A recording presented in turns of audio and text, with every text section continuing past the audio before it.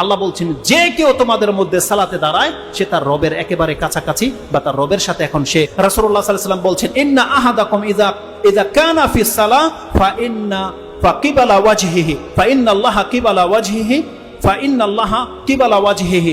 আল্লাহ সুবহানাহু ওয়া তাআলা তার চেহারার সামনে থাকে। কোন মালিকের সামনে যদি কোনো ব্যক্তি, কোনো মালিক যদি দাঁড়িয়ে থাকে, তার গোলামকে টেরবেটার করতে পারে? অথবা এটার পজিটিভ দিক নিয়ে নেন, আপনি যার ইবাদত করেন আপনার যদি ফিল হয় যে আমার মালিক এখন আমাকে দেখছে, আমার সাথে তার সম্পর্ক রয়েছে, সুবহানাল্লাহ, আপনার অবস্থাটা কেমন হতে পারে? তাহলে এই হাদিসটা আমাদেরকে স্মরণ রাখতে হবে যতদিন পর্যন্ত আপনি বেঁচে থাকবেন এবং সালাত আদায় করবেন। আপনি জেনে নেন আপনার মর্যাদাটা এমন, আল্লাহ বলছেন যে কেউ তোমাদের মধ্যে সালাতে দাঁড়ায় সে তার রবের একেবারে কাছাকাছি বা তার রবের সাথে এখন সে ইউনাজি রব্বা। দেখেন এখানে মোনাজাত শব্দটা রয়েছে। আমাদের সমাজে মোনাজাত করে সালাত ফিরানোর পরে, অথচ রাসূল সাল্লাম বলছেন মোনাজাত হচ্ছে নামাজের ভিতরে। যতক্ষণ পর্যন্ত আপনি নামাজে থাকেন না কেন, রুকুতে সেজদাতে আপনি যত কিছু বলার আল্লাহর কাছে তখনই বলে দেন। আমি কি ব্যক্ত করে বোঝাতে পারবো আপনার রবের কাছে যে আপনার কি প্রয়োজন?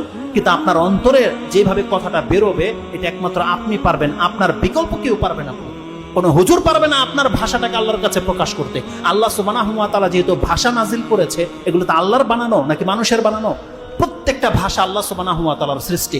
আর আল্লাহ প্রত্যেকটা ভাষা বোঝে, যাই আল্লাহ সুবহানাহু ওয়া তাআলা বলেছেন বান্দা তুমি আমাকে ডাকো।